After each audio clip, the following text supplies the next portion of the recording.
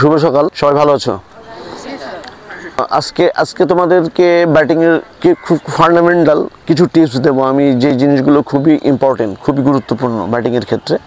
সেটা হলো যে একটা ব্যাটসম্যানের প্রথম কাজ কি, একটা ব্যাটসম্যান প্রথম পিচে যে গার্ড নেয়, গার্ড নেওয়ার পরে সে দাঁড়ায়, এরপরের কাজগুলো কী কী সেগুলো খুবই ইম্পর্টেন্ট। সেটা হলো অ্যাট ফার্স্ট কাজ হলো আমরা জানি যে বলটাকে সিলেক্ট করা, যে বলটা কোন লেন্থে আছে, কোন লাইনে আছে, বলটা সুইংটাকে জাজ করতে হবে, বা বলটার স্পিন, যদি আমি স্পিন খেলি সেই ক্ষেত্রে স্পিনটাকে দেখতে হবে।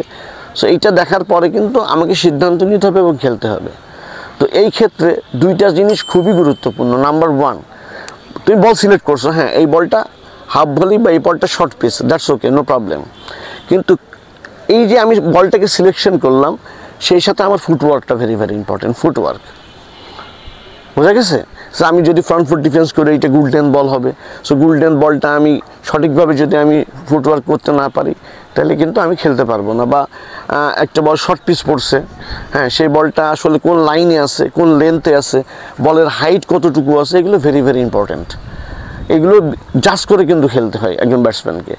সো এই ক্ষেত্রে যেটা আমি বলবো, একটা ভেরি ভেরি ইম্পর্টেন্ট, যে তুমি একটা বল সিলেক্ট করলা, সিলেক্ট করে ফুটওয়ার্ক করলা, করার পরে আমাদের কি হয়, অনেক সময় হেড পজিশনটা প্রবলেম করে দেয়। Head position is very very important, খুব ইম্পর্টেন্ট হেড পজিশনটা। হেড পজিশন যদি তোমার স্টেবল বা সঠিক না থাকে, তাহলে কিন্তু তুমি কোনোভাবে খেলতে পারবে না।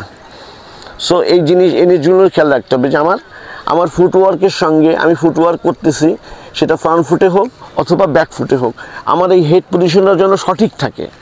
সেই জিনিসটা আমরা বল টু বল যখন প্র্যাকটিস করব, আমরা যখন ড্রিল করব, এই জিনিসগুলো খেয়াল রাখতে হবে যে আমার ফুটওয়ার্কের সাথে আমার কোন জিনিসটা, হেড পজিশন খুবই স্টেবল থাকতে হবে।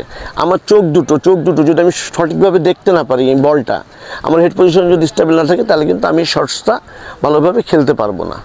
সো এই টিপসটা সবাইকে মাথায় রাখতে হবে। ধন্যবাদ।